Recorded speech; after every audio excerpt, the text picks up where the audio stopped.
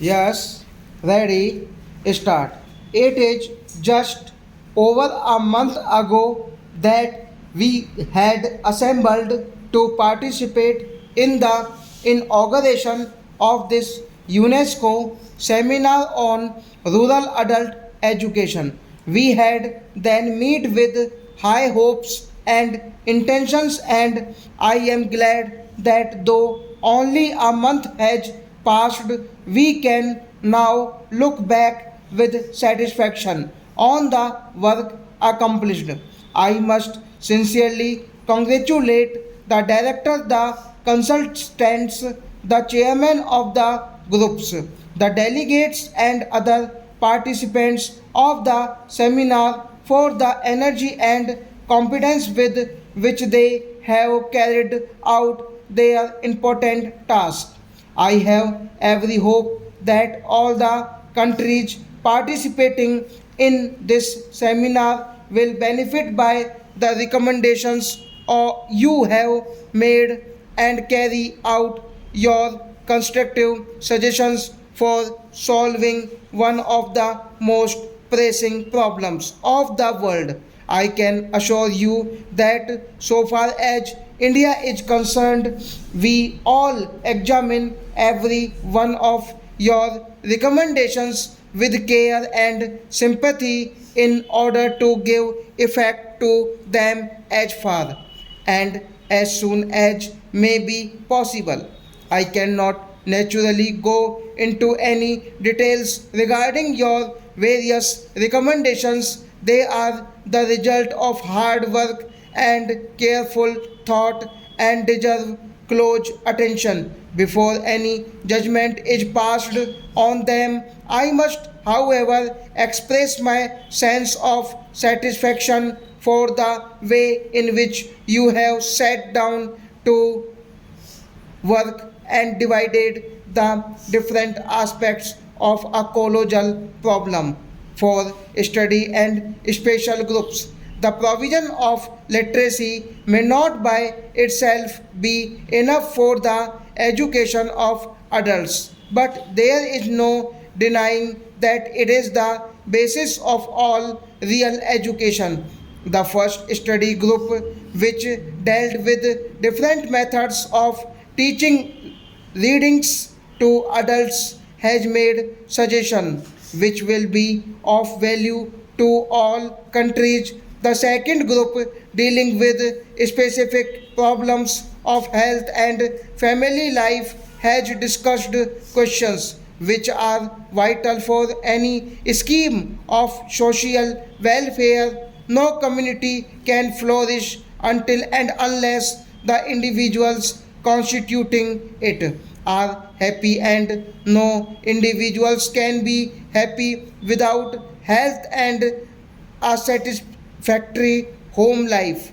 Women have a special role to play in this, and I am glad to hear that your group has not overlooked the imperative necessity of securing to women can an adequate knowledge of home craft and health.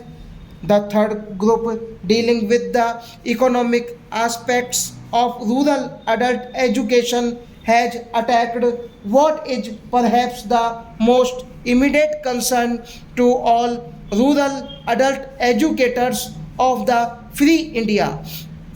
I must not, however, anticipate the action which different governments may take on your various recommendations. So far as India is concerned, I can say that I am greatly impressed by a suggestion made for the setting up of some centralized agency to guard against the possible dissipation of energy, enthusiasm, and competence through unnecessary duplication of efforts. I have felt that some such agency is necessary to advise the states and the provinces of the Indian Union not only on the general principles of education, but also on the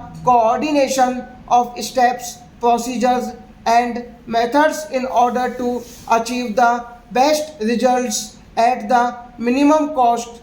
Another topic discussed in the seminar, which has appealed to me and which I propose to pursue in our country, is the setting up of some machinery to carry out a vocabulary study of the different Indian languages with a view to finding out what words are most commonly used in different parts of the country. I may tell you that even though there are 13 main languages recognized in our constitution, these languages cannot by any means be regarded as completely aligned to one another.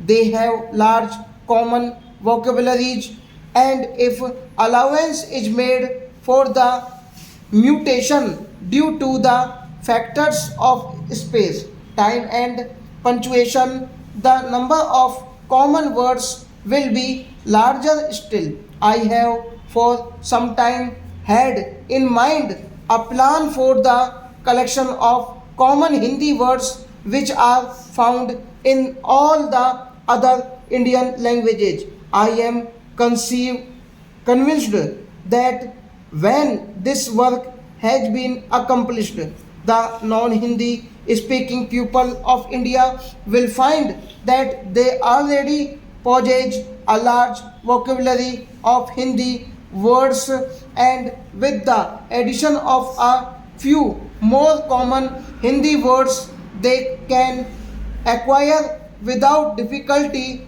a working knowledge of Hindi. I feel that the textbooks in Hindi for the non Hindi speaking pupil should be prepared on the basis of such graded vocabularies. The government will take the necessary steps in this respect, but I must pay my tribute to the many non-official agencies which have been carrying out valuable work on these lines for many years.